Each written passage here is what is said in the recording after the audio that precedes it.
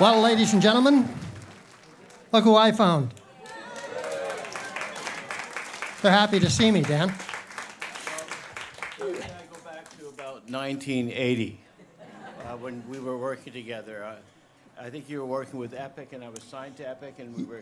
You were indeed, and I think the last time, besides 14 years ago when I saw you here, the Vancouver Symphony. Yes, I remember. And I wonder if anybody recorded that. Did you know? I don't think so. That was a lot of fun. I remember, though, when we first started hanging out around 1980, the day I was leaving, I'd spent too much time in one of those suntan rooms with a woman I met who was a suntan operator.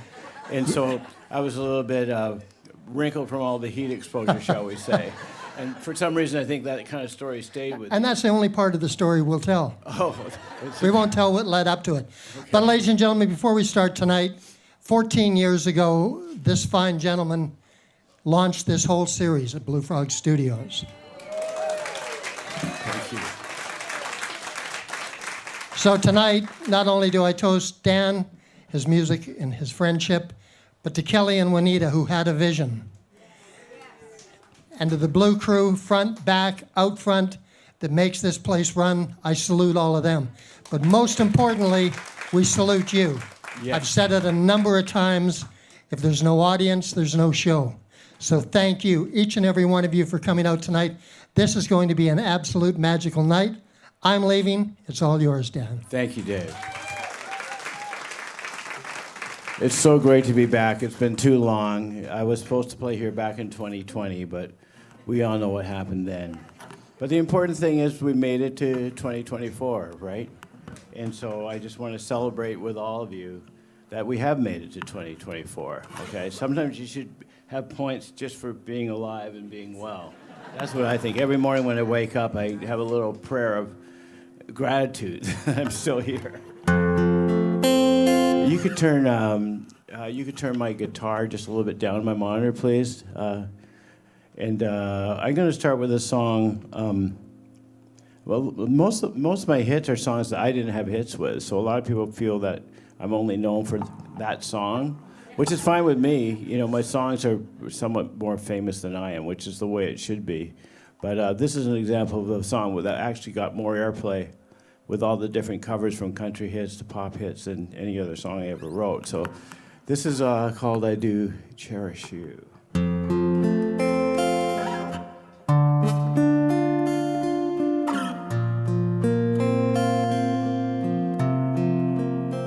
All I am, all I'll be, everything in this world, all that I'll ever need is in your eyes, shining at me. When you smile I can see all my passion unfolding. Your hand brushes mine, and 1,000 sensations seduce me, 'cause I do cherish you for the rest of my life. You don't have to think twice. I will love you still from the depths of my soul. It's beyond my control. I've waited so long to say this to you. If you're asking, do I love you this much? I do.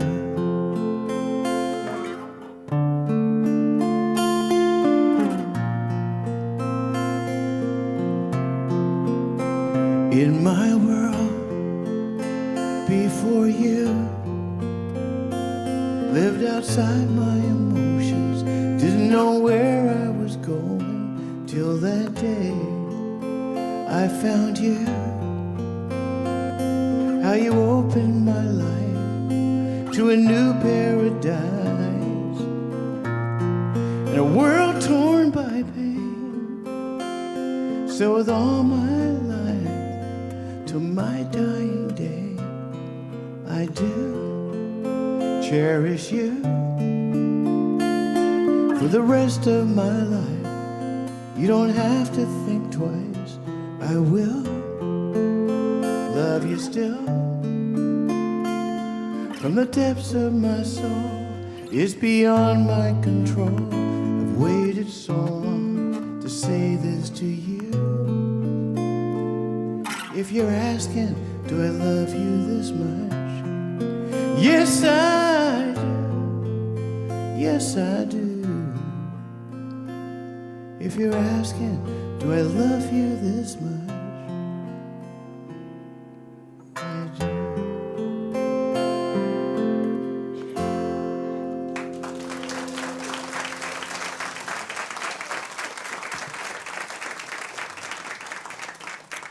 A lot of people ask me how I determine my set list. In a perfect world, I don't really like to have a set list. That's one of the beauties of being totally solo, is you can kind of just do things at the top of your head or the spur of the moment and not have to worry that your musicians are frantically trying to catch up.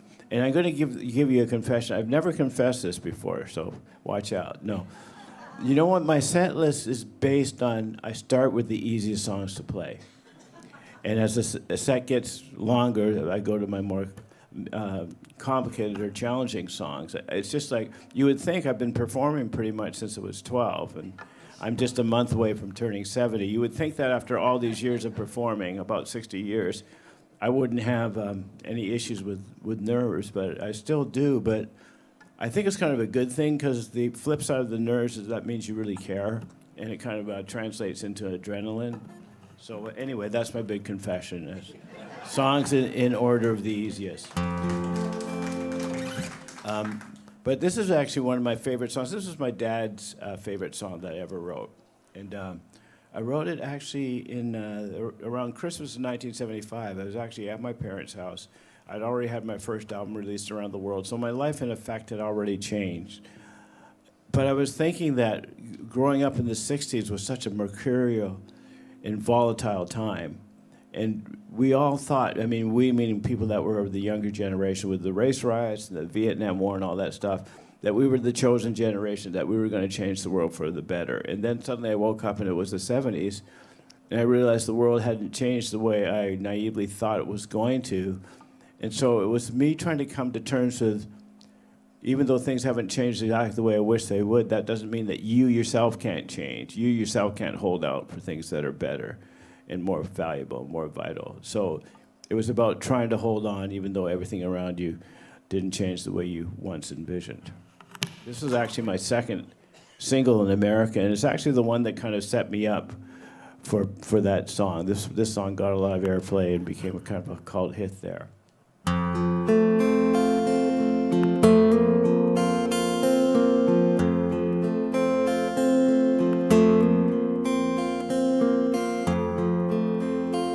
So you flung your fist high in the air,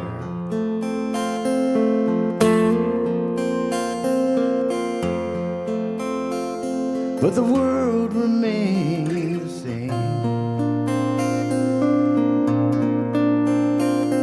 and all the demonstrations filtered out through graduation. And the times that were changing never changed.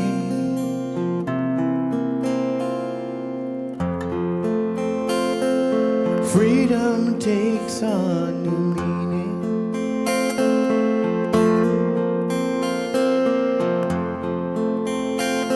When you have a family of five, and peace and revolution dissolved in its own solution. When you're fighting for your life just to survive, it's then you gotta hold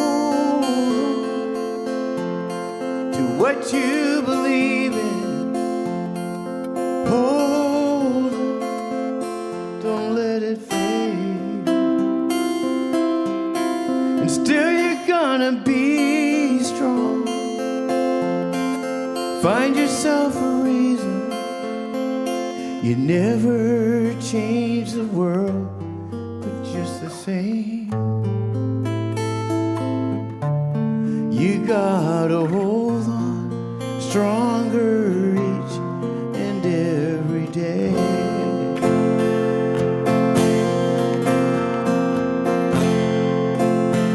When the night creeps in so hollow,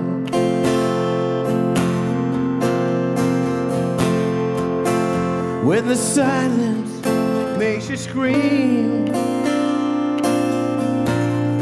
when you're so damn scared of failure, when the world's burnt out its saviors, when you're feeling too vulnerable to dream, is then you gotta hold on to what you believe in. Hold on, don't let it fade. And still you're gonna be strong. Find yourself a reason. No one changed the world, but just the same. You gotta hold on to yourself, or else you'll fade.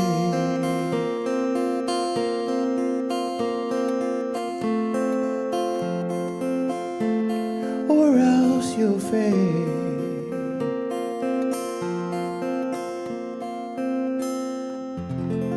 Thank you.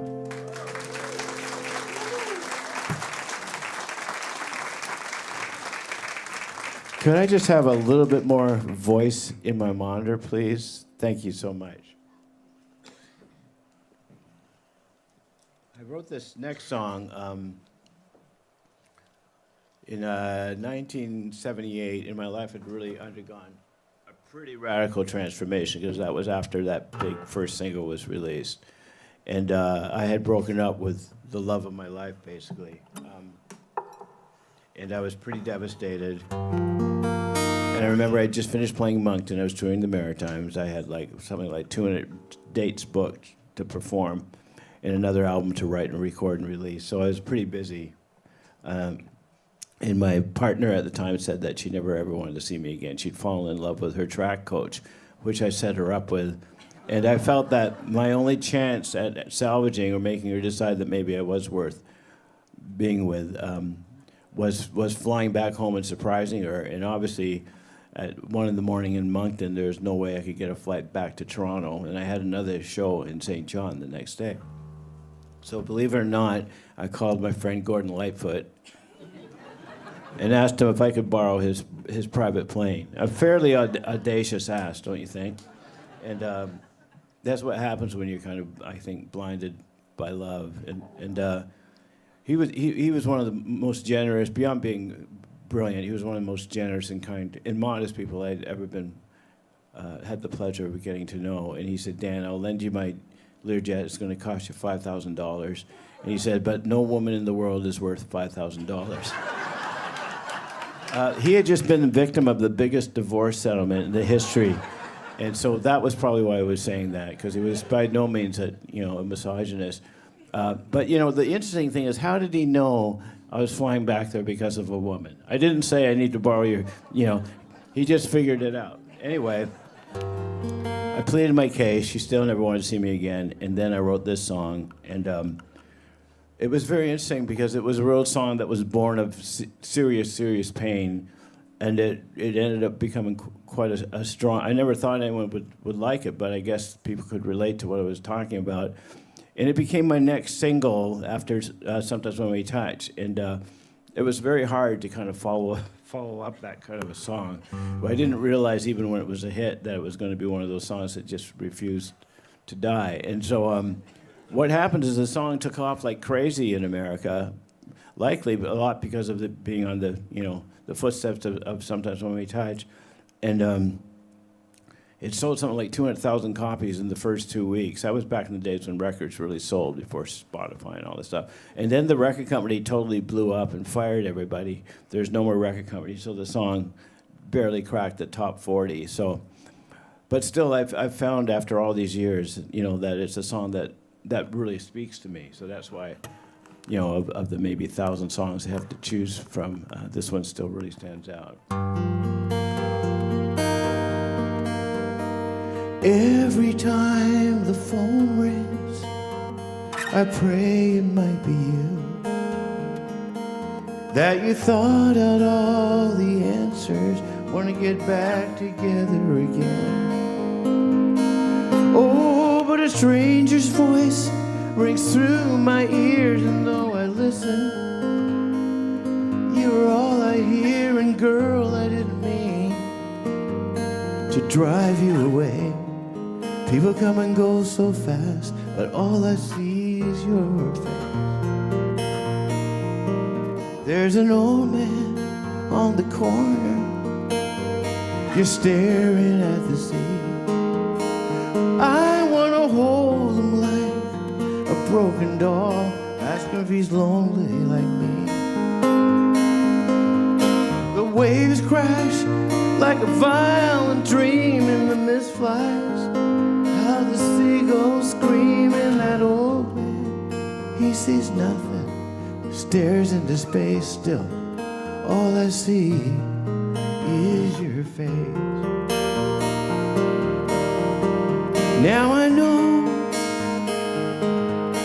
there are no promises in love. You gotta give it all you have, hope that maybe you can share your life with someone.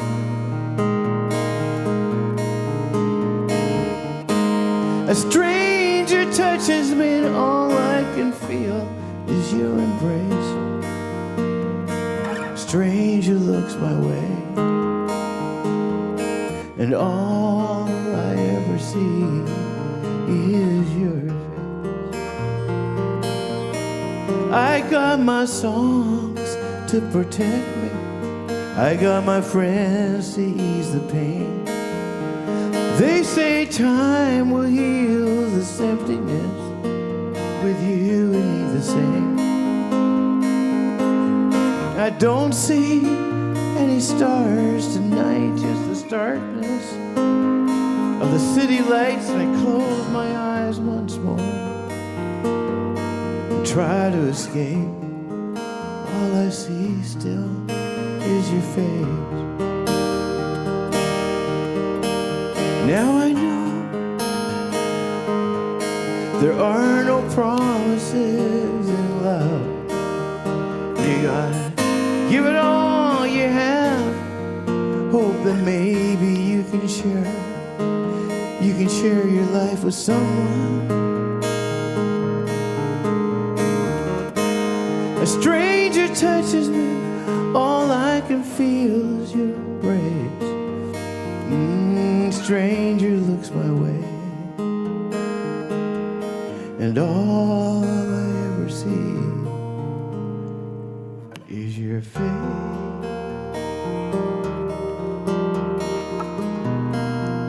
All I see is your face. All I see.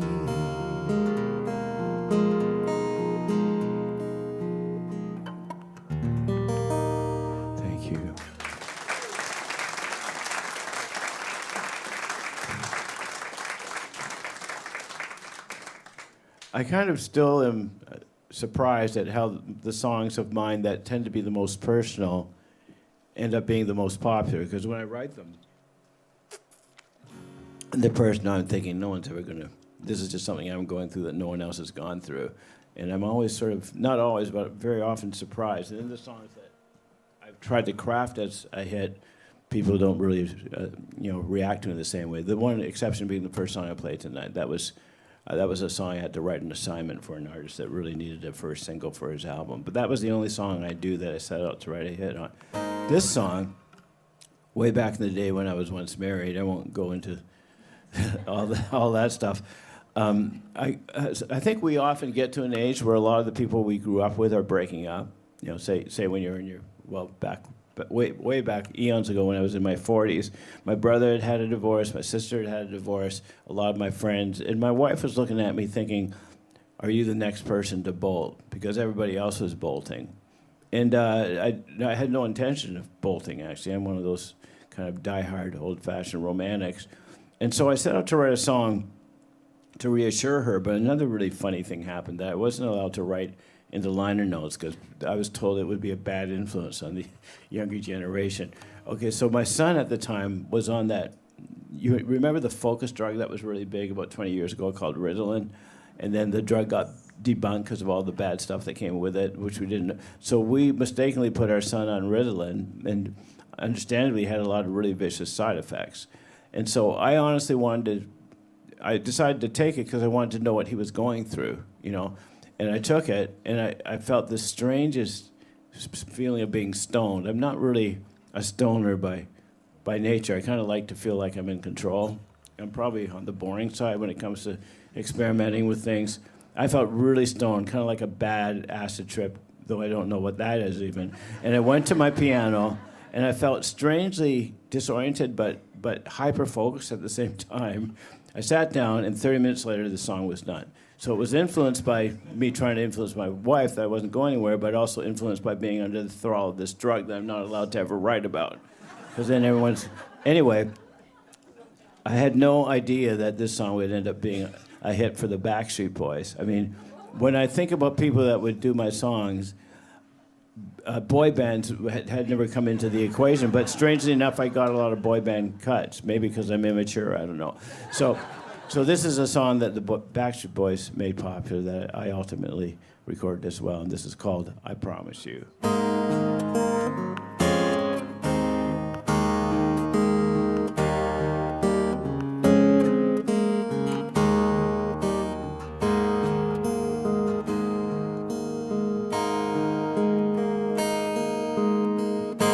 It's in the silences, the words you never say. I see it in your eyes, always starts the same way. Seems like everyone we know is breaking up. Tell me, does anybody ever stay in love anymore? I promise you, from the bottom of my heart, I will love you till death do us part. I promise you, as a lover and a friend, I will love you like I'll never love again, with everything I am.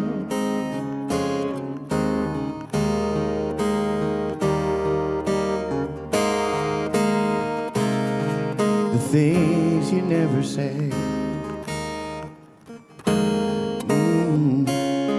It always ends the same way, but how do you know the sky is blue, the ocean's wide? All I know is all the while I'll be by your side.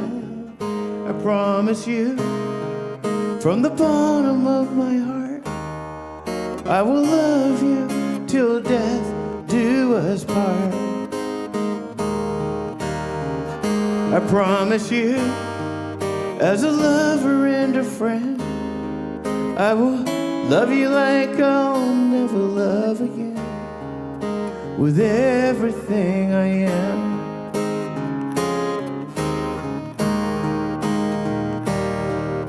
There are no guarantees, that's what you always say to me. Late at night I feel the tremble in your touch. What I'm trying to say to you, I've never said to anyone. I promise you, from the bottom of my heart, I will love you till death do us part. I promise you, as a lover and a friend, I will love you like I'll never love again, with everything that I am.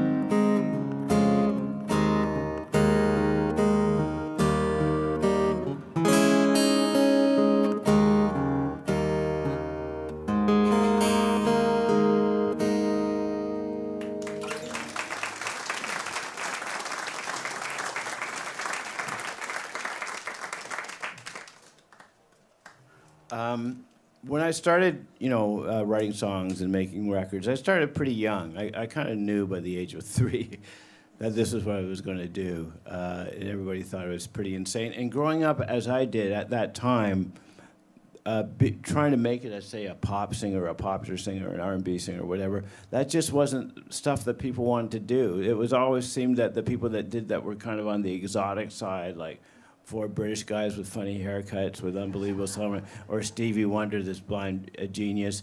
It wasn't something that, I think with people like Britney Spears and Taylor Swift, for some reason, our people growing up felt that they could do similar things. It didn't seem as kind of exotic, in our collective imagination as kids growing up. And with all the shows like The Voice and all that stuff, it became much more of a mainstream thing to want to be a pop singer. Back then, when I said I wanted to be a pop singer, they looked at me like I said I wanted to be a circus performer shot out of a cannon,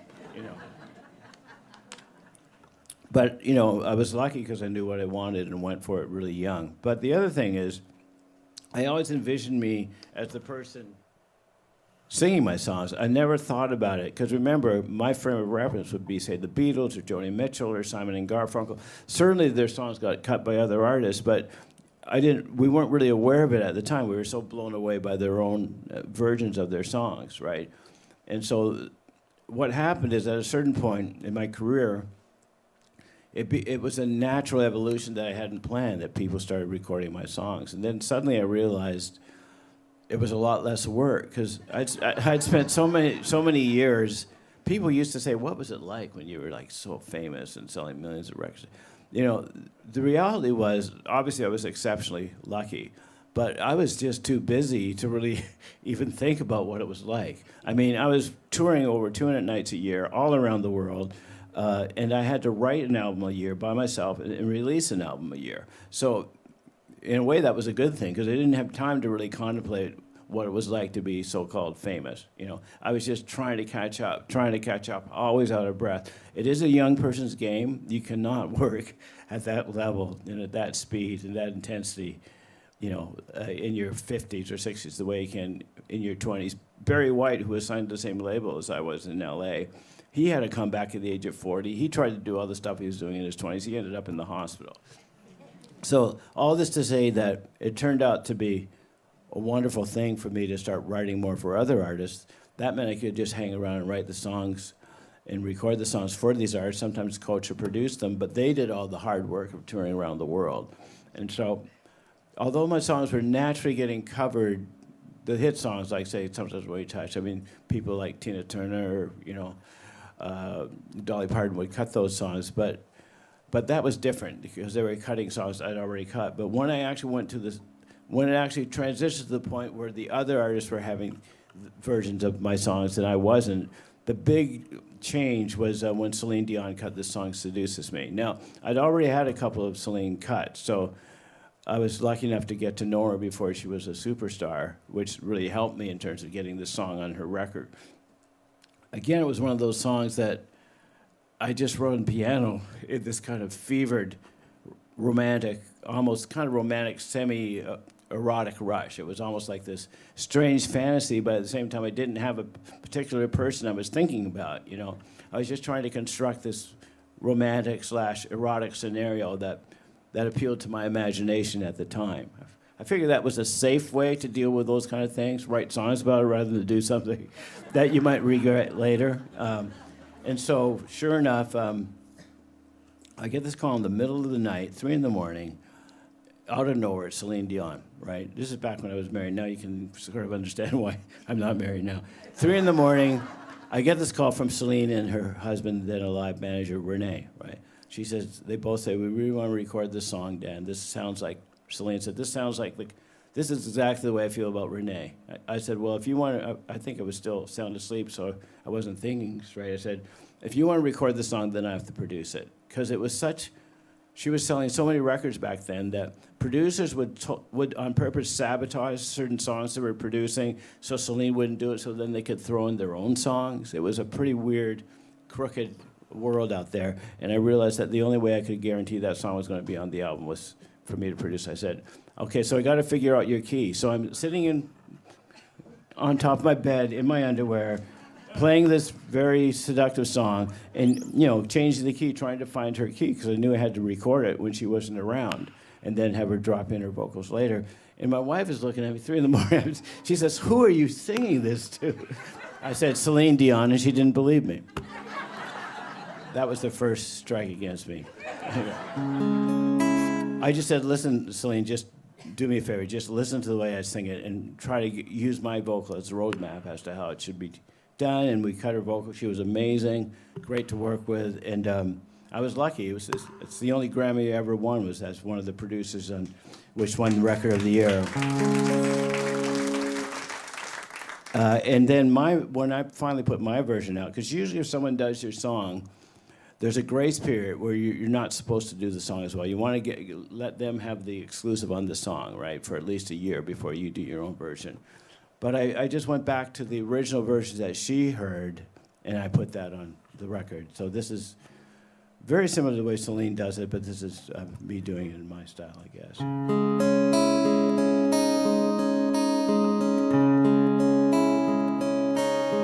Everything you are,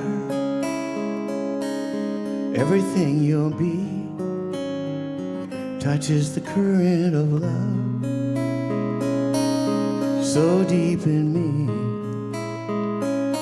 Every sigh in the night, every tear that you cry seduces me.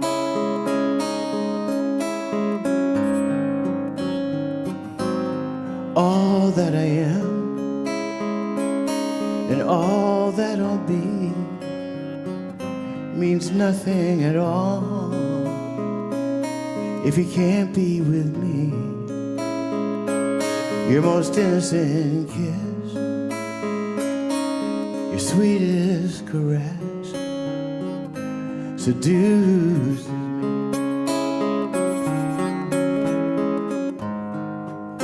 I don't care about tomorrow. I've given up on yesterday.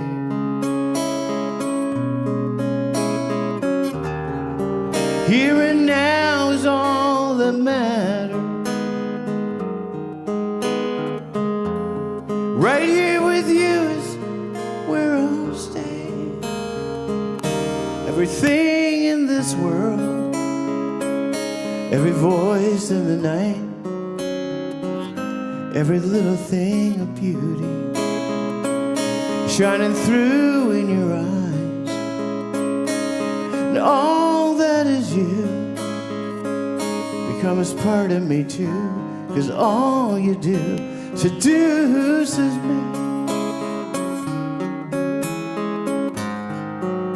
And if I should die tomorrow, I go down a happy man.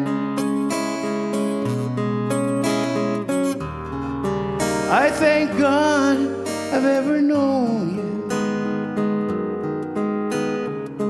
I fall down on my knees for all the love we had.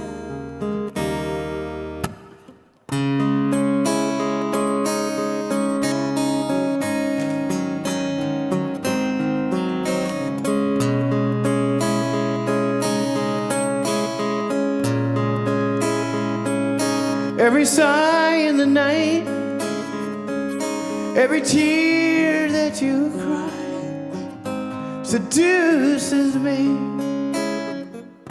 seduces me. All that you do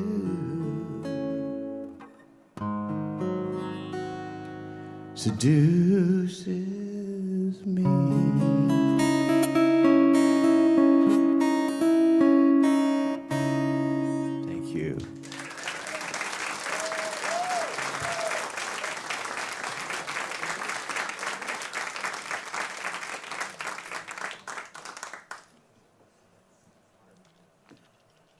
This is a song from my new album.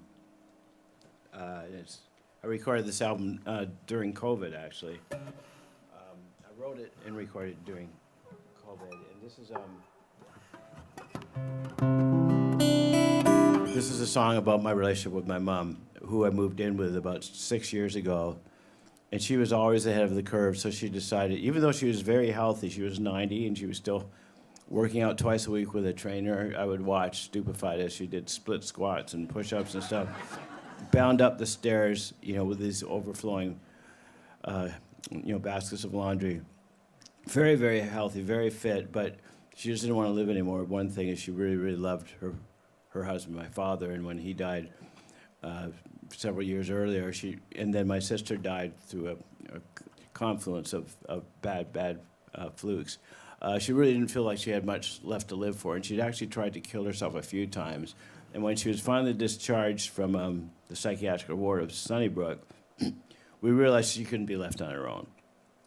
And so she said, I'm ready to go. I want to have medically assisted death. And in Canada, you can't have that kind of. That's a big thing now. People are always writing and talking about it. It wasn't so big 6 years ago, but you probably all know it's illegal to do this unless you're grievously ill. So it is legal to do it in Switzerland. So she had decided to end her life in Switzerland. So I moved in with her when she left the psychiatric ward to make sure she would not harm herself until the time came for her to leave for Switzerland.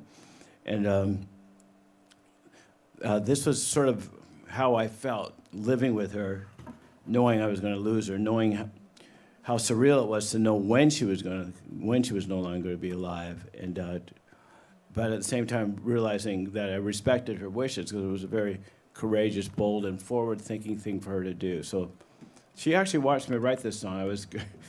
I usually when I write songs musically, I'm jumping from piano to guitar back and forth, trying to find the perfect chord progression, and it's usually not till I get the chords the way I like them that the words started coming out. She actually watched me write this song, and she actually saw me perform this song.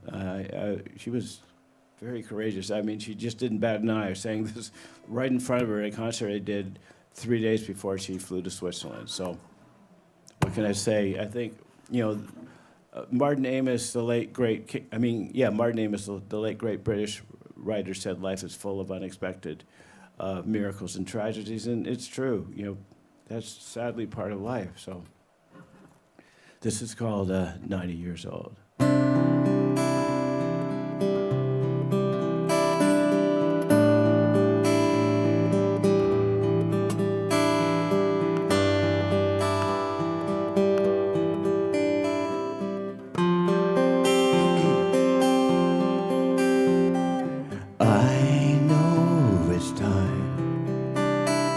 For you to let go,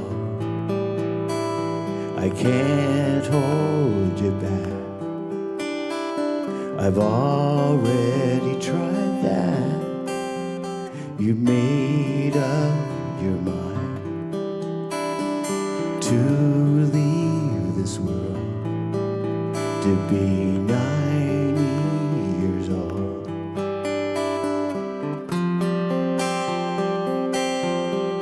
Just a little girl. When I was young, you were my world in my galaxy. Nothing, it seems, could break down the love between a boy and his mother. Is beauty unfurled when you're 90 years old, just a little girl. I already miss you, I know. It's time for you to let go. Time for you to lay down and sleep. I don't know where that leaves me. All that I know is I could never let you go, even though you're 90 years old. It's with your voice all the music you bring, on and on and on. Let it play when you're gone. What do I do with all this love now that you're no longer here? It's secrets and swirls when you're 90 years old, just a little girl.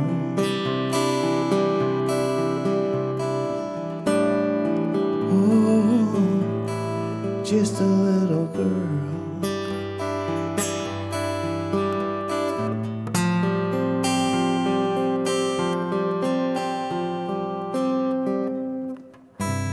Thank you.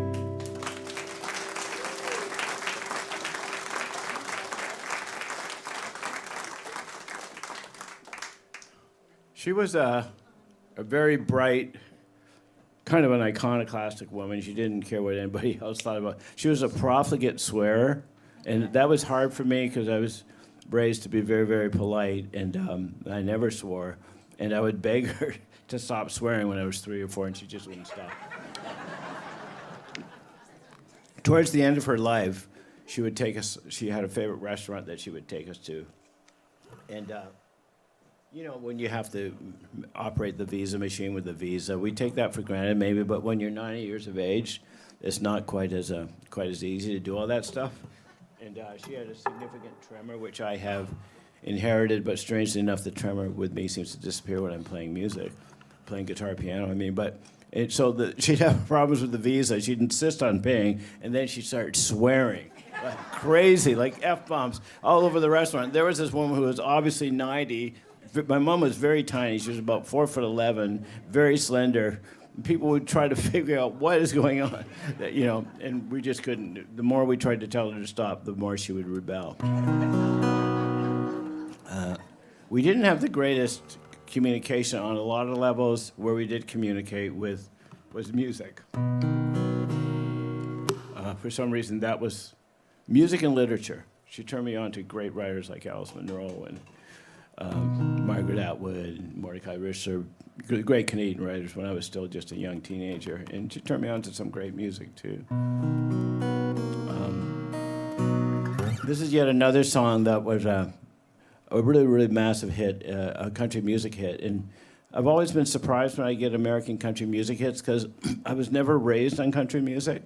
I like country music, don't get me wrong. I love the storytelling aspect of country music, but I've never really been that exposed to it. I could never try to write a country song, for example.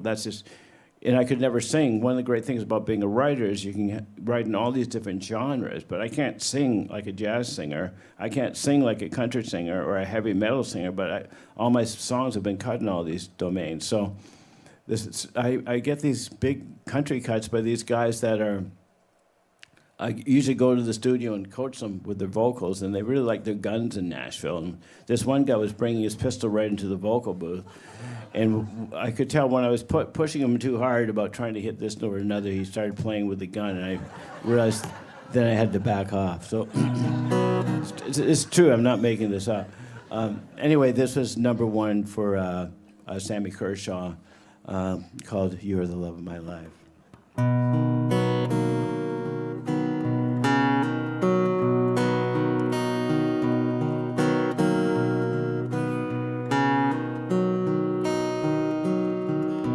You are the love of my life.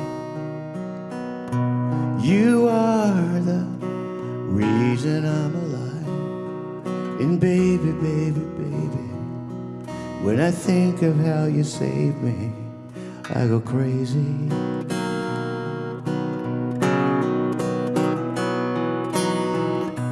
I've never known love like this. Fills me with a new tenderness. And I know, you're in my heart, you're in my soul. You're all I can't resist.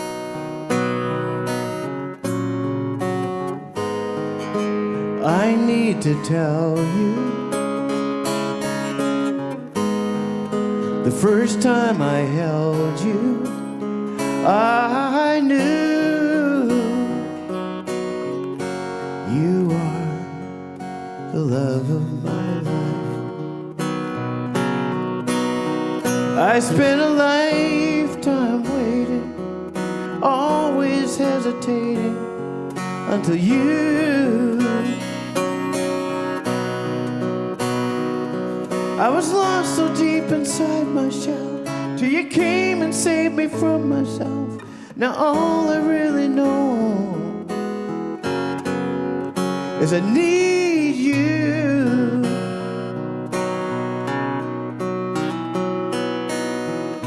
You are the love of my life. All the joy and tears that I cried. And baby, baby, baby, you don't have to say a word. It's in your eyes.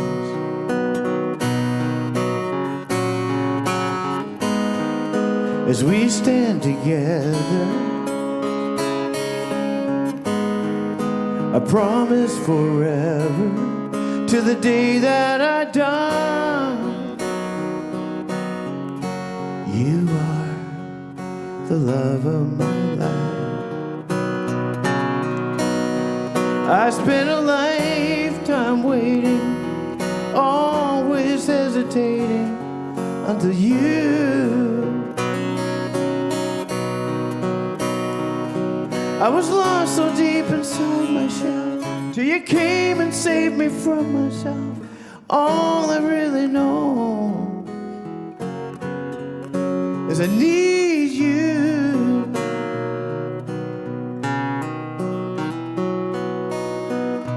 You are the love of my life. You are the reason I'm alive. Thank you.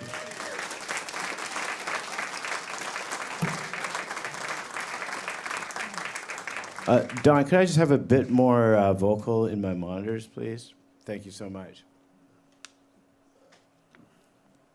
This is another song of mine I wrote that was a pretty big country song by an artist named Jamie O'Neill. And actually, it was also a Spanish cut. I think it was Julio Iglesias that cut it. I'm sorry, I can't remember. I know Barbara Streisand wanted to cut it, and I've had issues with Miss Streisand before where she wants to cut my songs, but she read it. She red inks the lyrics. Remember when we were in grade 12 English, and you'd write an essay, and your English teacher would red ink certain phrases that she felt needed to be changed. And I got a lot of that from Barbara Streisand, and I found it a little bit exasperating. You know, I do rewrite an awful lot. Sometimes I've rewritten based on what people who want to record my songs ask for, but I usually don't. So this is one song that I had to let slide and not have Miss Streisand cut because they didn't want to change the lyrics. So it came out in a very kind of raw, sort of tumbling manner that I thought was what made the song what it was. I actually cut this song as well on my new album, but just like the Seduces Me story, my version of To Be With You was the version that Jamie O'Neill heard before she decided to cut it. And it was fun. I helped her record the song and sang backup vocals on a record. That's the fun part of being a songwriter, is going and helping the singer sing the song, and then sometimes singing harmony. So you're having all the fun, but you don't have the same kind of pressure, to sell. You don't feel, what's the word, as personally invested, if your record's a hit or not a hit. Sometimes you feel it more if you're the artist. I don't feel it as much when I'm the writer, maybe because a lot more songs of mine have been released from covers than by myself. Anyway, I've always kind of liked this song. I always felt it was a little bit different.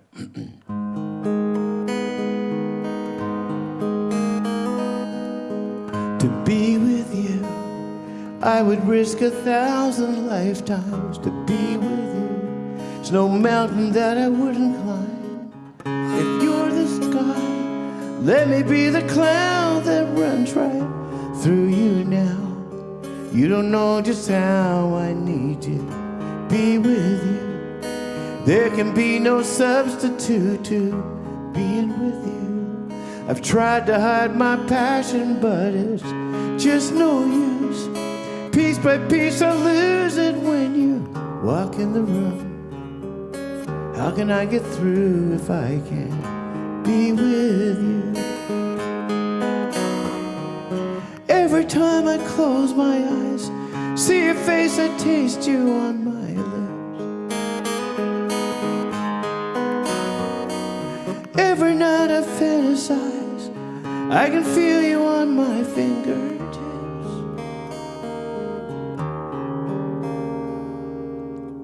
To be with you, there's nothing that I would not do. I'm powerless, swept under by your sweet caress. I'm fading fast when I look at you and I forget just who I am. I come unglued if I can't be with you. Every time I close my eyes, I see your face, I taste you on my lips. Every night I fantasize, I can feel you on my fingertips.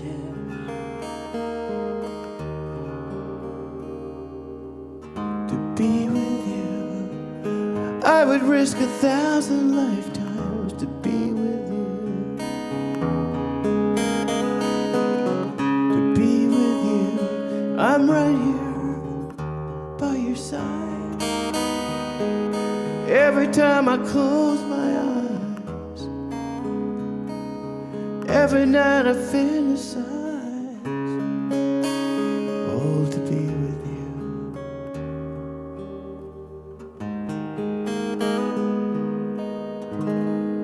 Thank you.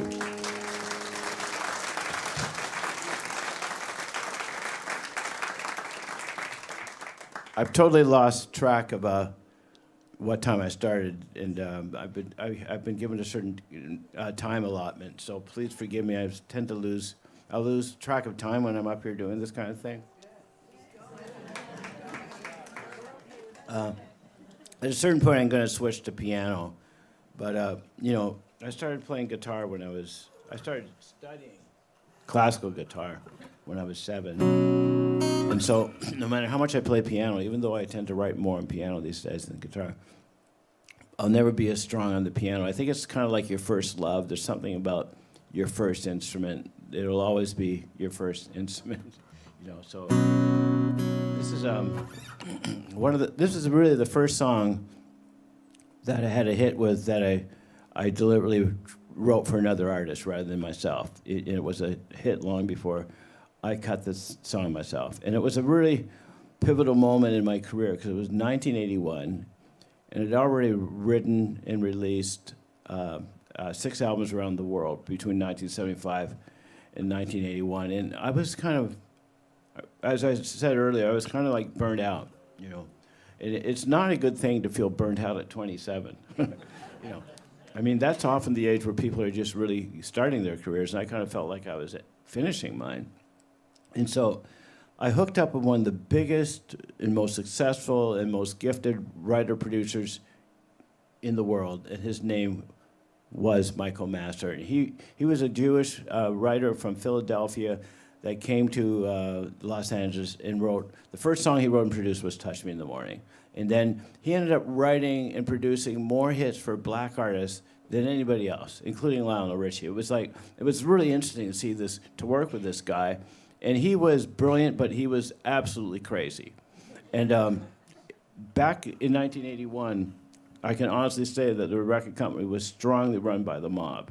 It's documented now that the LAPD back then was totally corrupt and easily paid off. And Michael had a real big cocaine problem. And this was before Scarface, right? But those iconic scenes. But he had a bowl of cocaine like this, beside him on the piano. And he didn't even acknowledge that it was there. And he would dip his head right into it as opposed to snorting it. And then he would get faster and faster and lose his sense of time. And I was warned that he was crazy, but I figured, man, I've made 6 albums, I've traveled around the world, I've seen it all. I had not seen anything like this guy. Then he was also kind of sexually confused, He didn't know whether he was gay or straight. And it was at a time when you couldn't come out and be gay. And when Elton John came out and Barry Manilow, their careers took a really, really big hit, you know.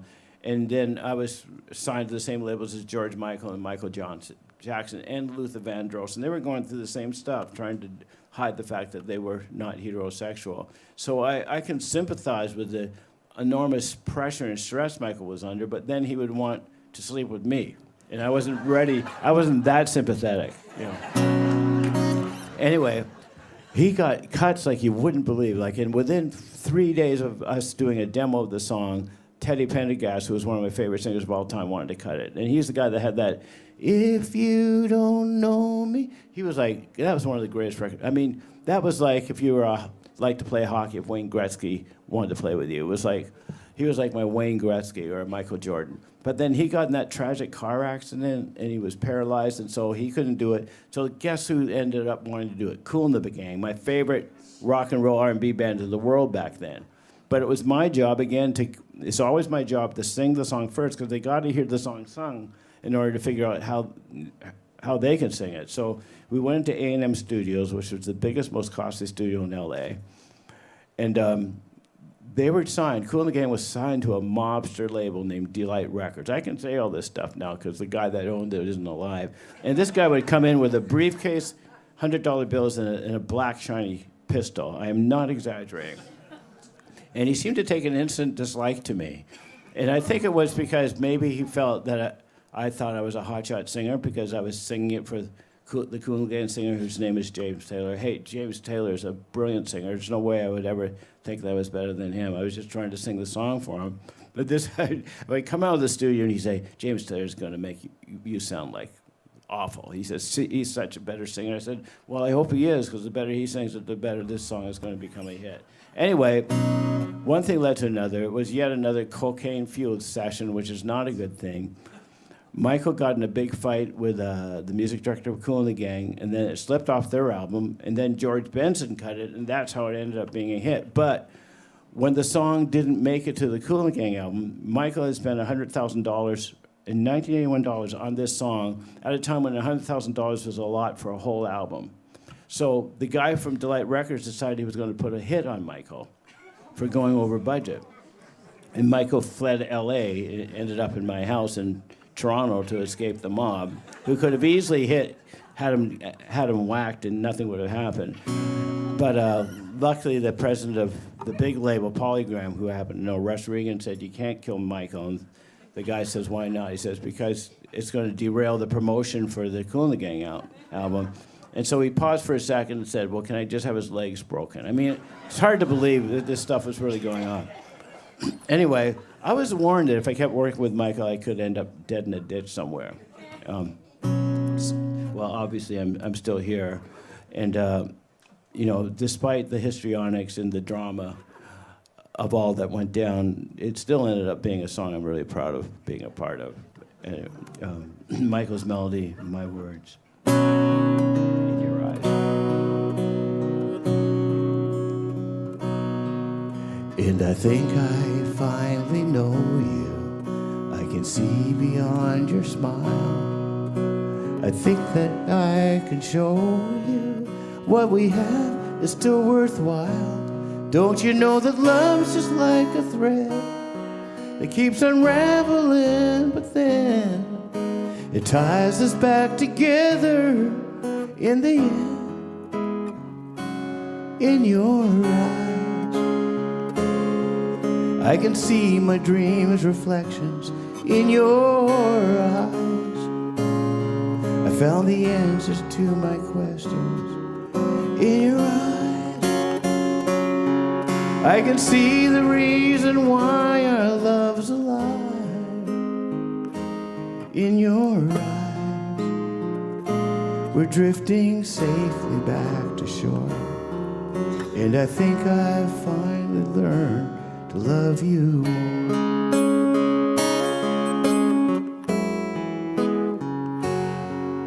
And you warned me that life changes and that no one really knows whether time will make us strangers, whether time will make us grow. Even though the winds of time will change In a world where nothing stays the same, through it all, our love will still remain. Oh, in your eyes, I can see my dreams' reflections in your eyes. I found the answers to my questions in your eyes. I can see the reason why our love's alive in your eyes. We're drifting safely back to shore, and I think I finally learned to love you more.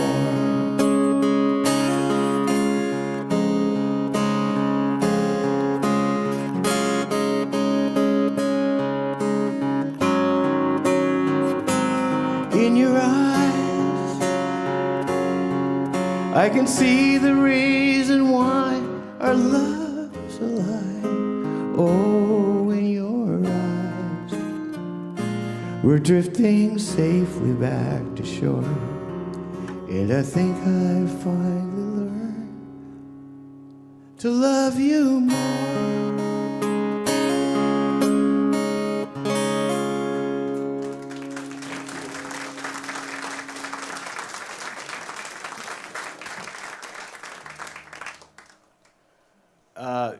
That was actually cut by quite a few black artists, and that was kind of like the way that Seduced Me was a key for me as a songwriter, for a lot of other people wanting to do my songs. In Your Eyes ended up opening the door for me for a lot of black singers and groups, like, say, people like Jeffrey Osborne. So I have a lot of gratitude for Michael for opening me up. After In Your Eyes, he ended up writing The Greatest Love of All and Miss You Like Crazy. You know, he was like a kind of a dazzling talent that sadly died too soon, kind of like this supernova that flamed out. But he was a very, very generous in terms of the things that he taught me as a writer.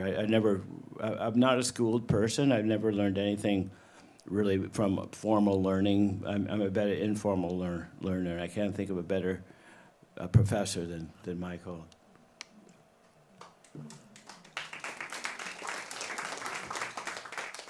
So I'm going to switch to the piano after this song, but I'm going to do, let me see.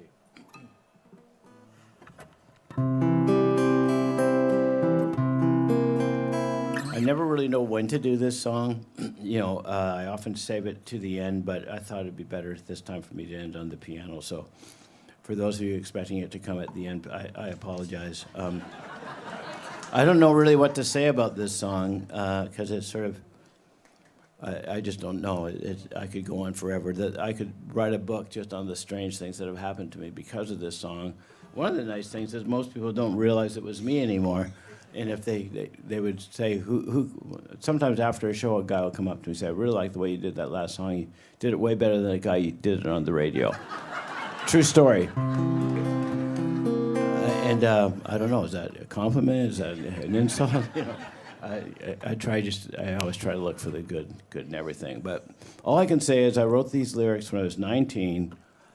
I was madly in love, and the woman I loved didn't love me, you know. And I felt bad about that, and I felt that maybe if I wrote something that really slayed her, you know, that would make her reconsider me, because she was going out with a guy that was a 250-pound steroid-addled fullback for the Toronto Argonauts, who was older, richer, and I didn't know how I could at all measure up unless she thought I was a decent songwriter. I wrote the song, played it to her over the phone. Back then, as you know, this was back in '73, right? So we didn't have all the devices, obviously, then that we have now. So, but there was a technique back then to playing a song to a girl over the phone, right? You kind of hold the phone like this, hold your guitar, and you kind of sing into the. And I sang it, and I thought, this is it. She's definitely going to like me more now. And she just said, there was this big martyred sigh. She said, Danny, for a 19-year-old, you're way, way, way too intense for me. That was the end of Moira, but it was the beginning of this song. She did contact me after it became a hit.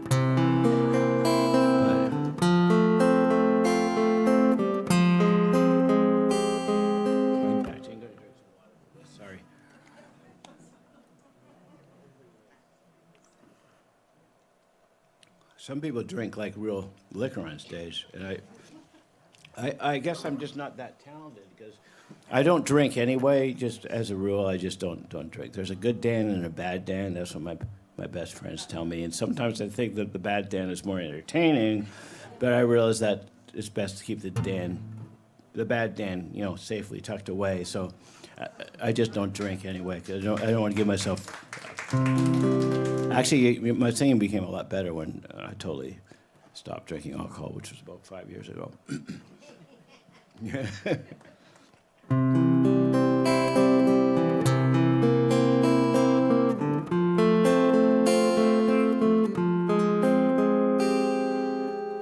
You ask me if I love you, and I choke on my reply. I'd rather hurt you honestly than mislead you with a lie. And who am I to judge you on what you say or do? I'm only just beginning to see the real you. And sometimes when we touch, the honesty's too much, and I have to close my eyes and hide. I want to hold you till I die, till we both break down and cry. I want to hold you till the fear in me subsides.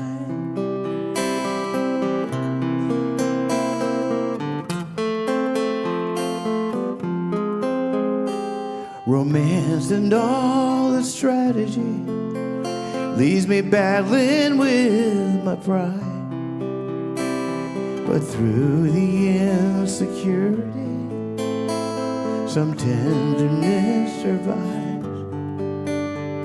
I'm just another writer, so trapped within my truth, a hesitant prize fighter, so trapped within my youth. And sometimes when we touch, the honesty's too much, and I have to close my eyes and hide. Wanna hold you till I die, till we both break down and cry. Wanna hold you till the fear in me subsides. At times I like to break you and drive you to your knees. Oh, and at times I'd like to break through and hold you endlessly. At times I understand you, and I know how hard you try. I've watched while love commands you, I've watched love pass you by. At times I think we're drifters, so searching for a friend, a brother or a sister. Then the passion flares again. And sometimes when we touch, the honesty's too much, and I have to close my eyes and hide.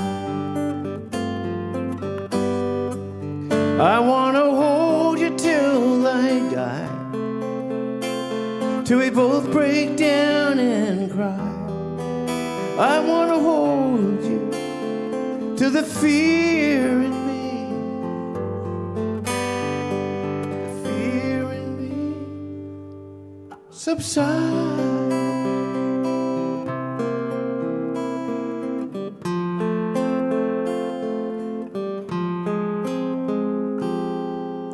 Thank you.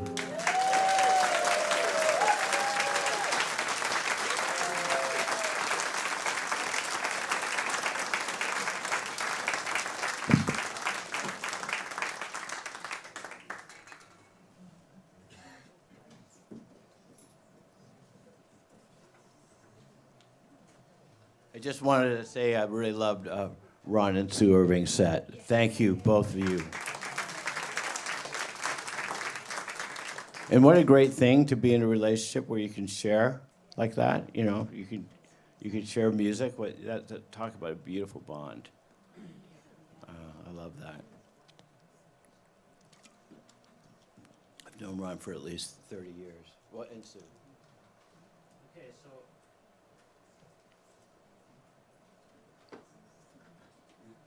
Oops, what happened here? I have to turn this on. Somehow it got turned off. Just give me 1 sec here. And then I gotta do one little trick here. Okay, good.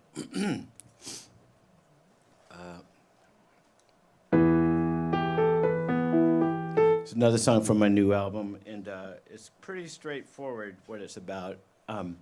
It's called What About Black Lives? And I've written a lot of songs in this kind of vein, you know, throughout my career. But you know, for various reasons, it's always the love songs that have done the best for me. And I'm not complaining about that. I'm lucky that I've had any success with any of my songs.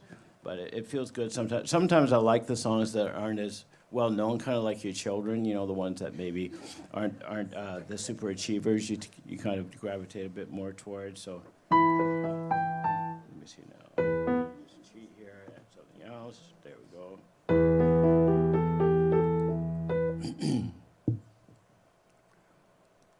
This was right after the George Floyd death that I wrote this.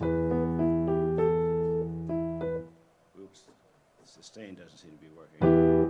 No, it's not working. Okay. Tell you what, because the sustain isn't working, I think I'm gonna have to. You can't play piano without a sustain. Unless there's, yeah. Wait, try once more.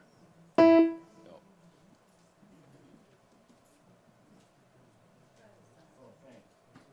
Yeah, thank you. I managed to transpose because it had been turned off for some reason. Don, right? D-O-N? Thank you. Oh, thank you. Thanks so much, by the way. Yeah, it's working now. Thanks a million. He's a star. Thank you, Don.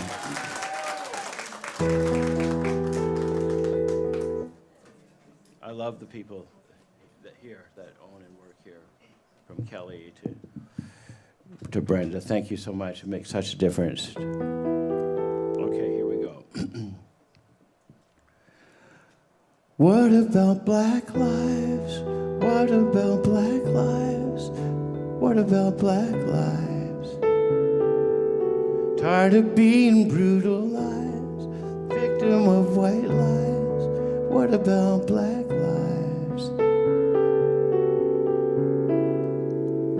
Single knee to the chest, body slammed to the ground. Couldn't take a single breath, white policeman kneeling down. I can't breathe his final sound.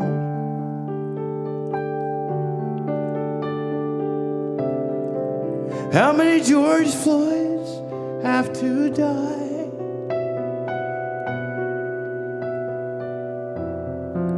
before we end this genocide? What about black lives? What about black lives? What about black lives? Tired of being demonized, the victim of white lies. What about black lives? A nation up in flames. President calls the National Guard. Nothing will ever be the same. long as policemen still bear arms, as we march on into the dark.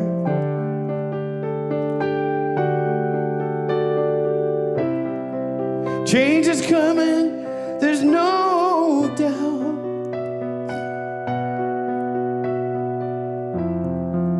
It's time we finally figured out. What about black lives? What about black lives? What about black lives? Tired of being compromised, the victim of white lies. What about black lives? Single knee to the neck, I can't breathe this final sound. What about black lives?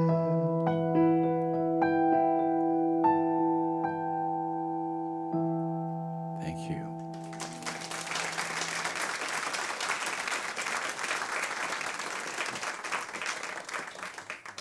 I'm going to end with the song that I wrote about my mom. That I wasn't allowed to mention that when it came out as a single in the late '80s, and streaked to #1 on the adult contemporary charts in the States. But my mom, had issues. I think every family there's stuff lurking in every family, but usually we just don't talk about it. And, my mom was brilliant, but she did suffer from back then they called it manic depression.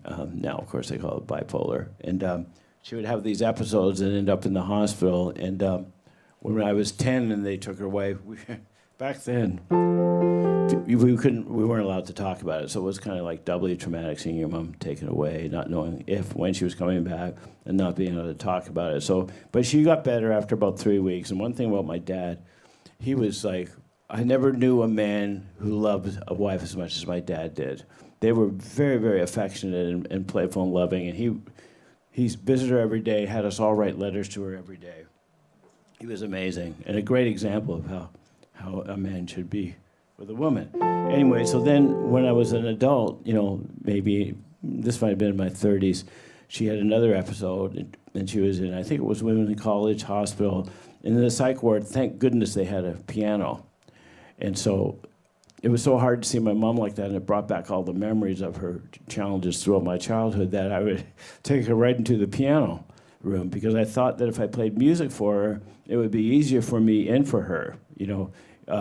Somehow the music, as you know, music can be very, very healing and cathartic and therapeutic. And I was afraid that if I just talked to her, it would just be, from a selfish standpoint, just too hard for me. Whereas if I was playing music, it would be easier. So, as I said earlier, my mom was very tiny, so she would sit beside me on this piano bench, and I'd start playing songs, and then suddenly everybody in the ward would come into the music room. It was great. It was just suddenly like there was no crazy or sane or straight or not straight. We were all just this beautiful bond of the love of music, And I wrote this song. I wrote most of this song actually when I was with her in the music room, and I realized I was writing it as a way of kind of understanding and assessing just how deep my love and connection was to my mother. And so, but when it became a hit, the big way songs become hits often is they become dedication songs. So people will phone the station and say, I'd like to dedicate this to my wife of seven years, Brenda. And so if you say it's about, a lot of songs were written about mothers, but they don't really let you know that. Lionel Richie wrote 3 Times a Lady about his mother, Diane Warren wrote Because You Love Me, Celine Dion's big hit, about her father. Remember, Lightfoot wrote Beautiful about his mother. So some of the best, I think, love songs in the world were actually written about people's mother or father. And this, interestingly enough, is the song that gets the most downloads and streams around the world of all my songs. And I'm going to end with this song because, in a way, I feel that is one of my favorite songs that I've ever written. So again, it's called Never Thought That I Could Love. Can I touch you? Can I touch you? Can't believe that you are real. How did I ever find you?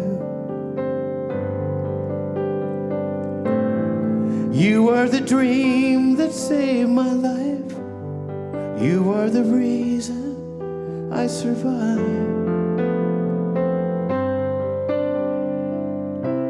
I never thought that I could love someone as much as I love you. I know it's crazy, but it's true. I never thought that I could need someone as much as I need you. I love you.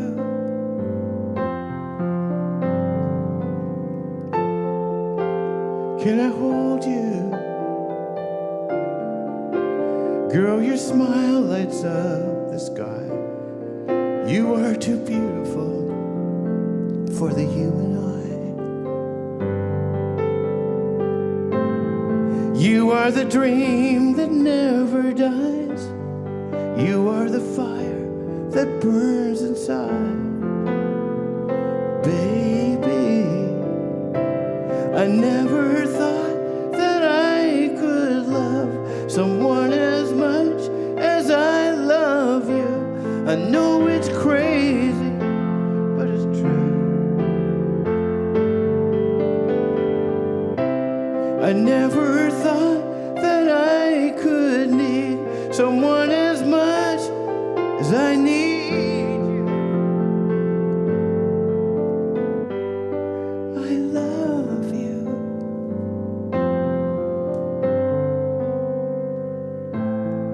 You are the sunshine in the sky. You are the sparkle in my eyes.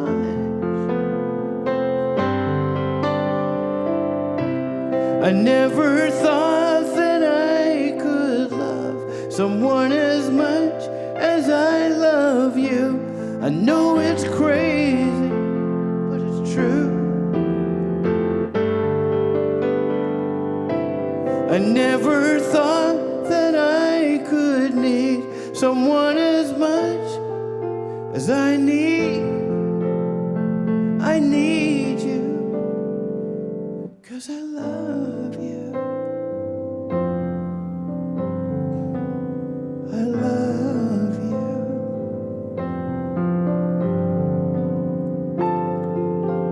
Can I touch you? Can't believe that you are real. How did I ever find you?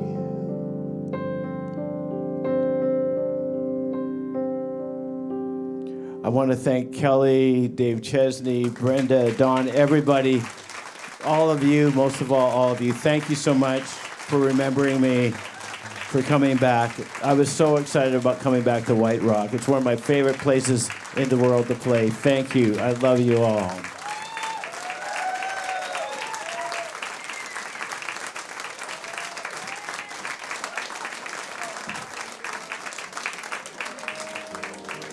Tell me, does anybody ever stay in love